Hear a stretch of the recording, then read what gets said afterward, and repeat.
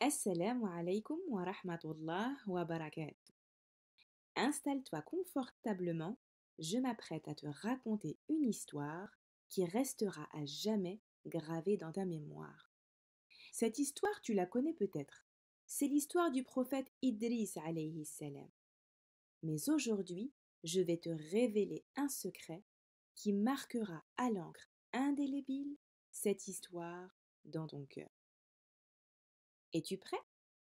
Je commence.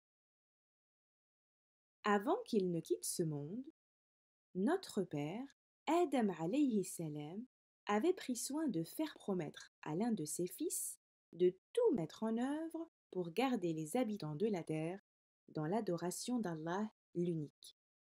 Son fils tint sa promesse et transmit le message à un prophète qu'on appelait Idris.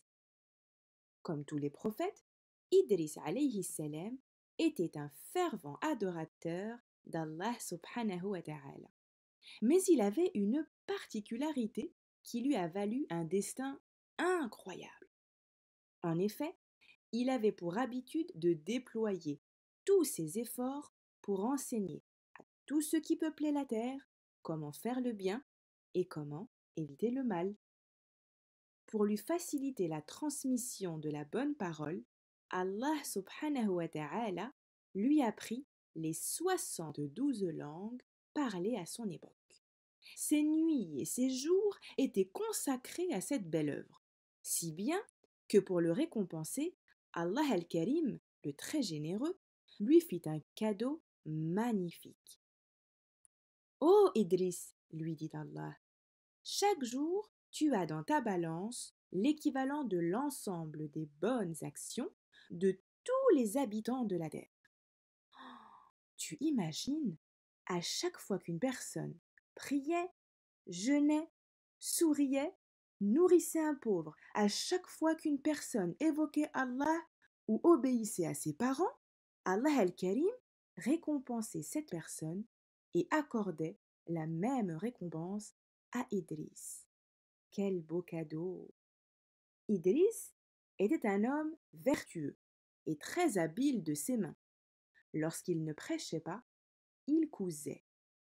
À chaque fois qu'il faisait entrer l'aiguille dans un tissu, il répétait Subhanallah. Puis, lorsqu'il la faisait ressortir, il ajoutait Alhamdulillah. Subhanallah dès qu'elle entrait, Alhamdulillah lorsque l'aiguille ressortait. Subhanallah lorsque l'aiguille entrait, Alhamdulillah lorsque l'aiguille ressortait. Je te l'ai dit, Idris alayhi salam ne passait pas un seul instant sans se souvenir d'Allah subhanahu wa ta'ala. Il était tellement heureux qu'il souhaitait profondément que son Seigneur prolonge sa vie pour qu'il continue à répandre le bien sur la terre. Un jour, Idris alayhi salam vit un ange et lui tint ces propos. Si tu vois Malik el-Maut, demande-lui pour moi qu'il retarde ma mort. Pourquoi ne viendrais-tu pas avec moi au ciel? Répondit l'ange. Tu pourrais ainsi formuler ta demande directement à Malik el-Maut. C'est alors que l'ange le porta vers les cieux. Ils parcoururent ensemble le premier ciel, puis le second, puis ensuite le troisième, et enfin ils firent halte au quatrième ciel.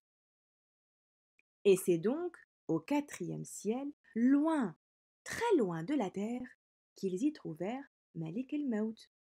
L'ange le salua et ajouta Idris te salue, ô Malik el-Maut. Malik el-Maut est un ange lui aussi, et comme tous les anges, il obéit à tous les ordres d'Allah sans jamais, jamais lui désobéir.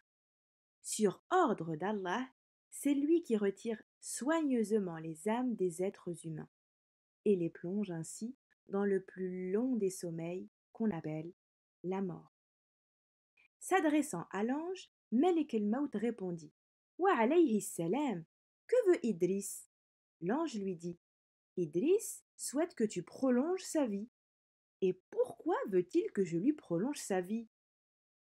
Il veut que tu le laisses vivant plus longtemps, car il désire ardemment que ses bonnes actions augmentent encore et encore. Et où se trouve Idriss en ce moment? Interroge Malik el-Maut. Il est ici avec moi au quatrième ciel, répondit l'ange. Stupéfait, Malik el-Maut s'arrêta net et s'exclama. Subhanallah. Tout comme Idriss avait l'habitude de le répéter pendant qu'il s'adonnait à ses activités de couture, il répéta Subhanallah. Mais pourquoi était-il si étonné? Il répéta de nouveau Subhanallah et il ajouta Mon Seigneur, Allah m'a ordonné de reprendre l'âme de son serviteur Idriss au quatrième ciel, ce qui m'a étonné car Idriss est un habitant de la terre et non du ciel. Et me voilà en route vers la terre, prêt à accomplir la mission qu'Allah m'a confiée, et en m'arrêtant, je trouve Idriss au quatrième ciel. L'ange lui posa une dernière question. Combien de temps reste-t-il à vivre à Idriss? Malik el-Maut lui répondit. Plus une seule seconde. Et il en a donc été ainsi, comme Allah l'avait voulu, comme Allah l'avait décrété, sans que personne, excepté lui-même, ne connaisse la date et le lieu de la mort d'Idriss alayhi salam.